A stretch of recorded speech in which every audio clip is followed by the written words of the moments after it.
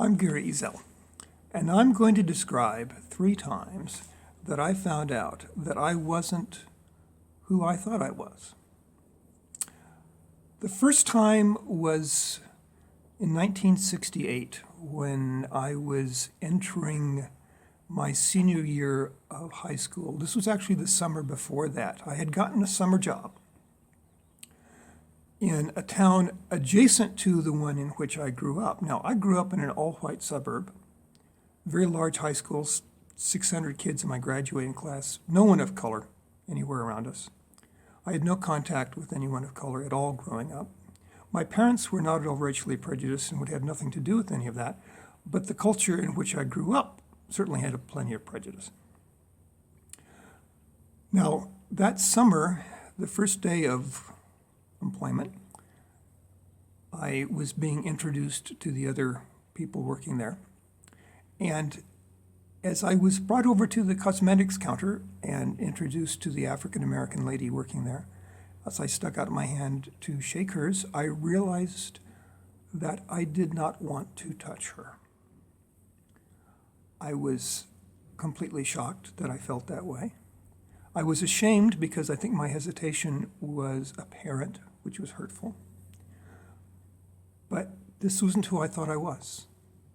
And I was astonished that was part of me. And now that I'm almost 70, I'm still working on getting rid of all of that. But again, I wasn't who I thought I was. Next time was about 1975. I had gotten married right after finishing college. My wife and I soon thereafter entered the Peace Corps, and we were posted to Malaysia, where we were school teachers. Now, Malaysia is in Southeast Asia, just south of Thailand. The people there, the Malay people, are shorter, typically, than Americans, brown-skinned.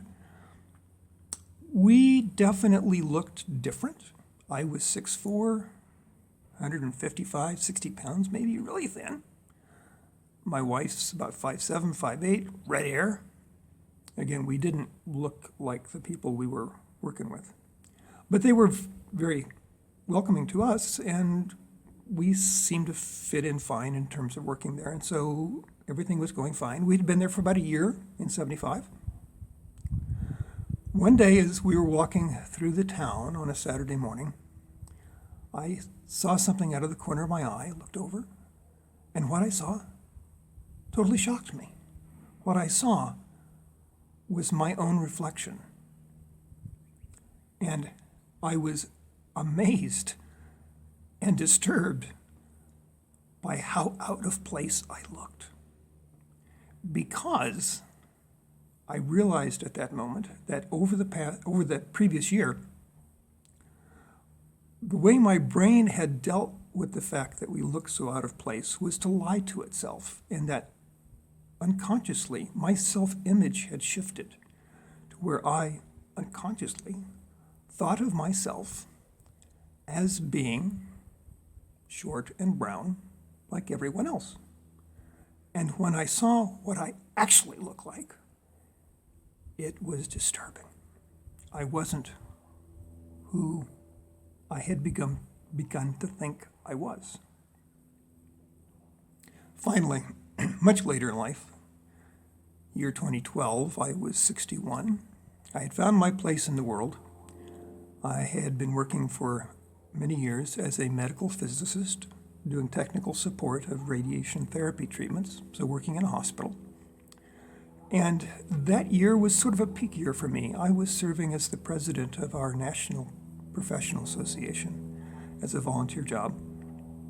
And one morning, the day started off with a teleconference with me and the other members of the executive team, going through the agenda of our monthly meeting. And I was doing my presidential bit, making decisions, making recommendations. And when the phone call ended after an hour or so, I left my office to go to the clinical area to do my regular work, and I was aware that I was feeling kind of up, I probably had something of a mental strut going on because, I had been presidential. I got over to the clinical area, started talking with one of the therapists, senior therapist, lead therapist, not senior, because she was in her 30s, early 30s, doing whatever was we needed to do about some particular patient treatment. And as we started to walk together out of that room into the next room to continue whatever it was we needed to do, I started to reach out to stroke her bottom. Seemed like the right thing to do. It wasn't the right thing to do, and when I said that I started to, my brain sent a message to my arm, the shoulder muscle began to move, and then the rest of my brain kicked in and said, no, stop. And I didn't. I remained employed.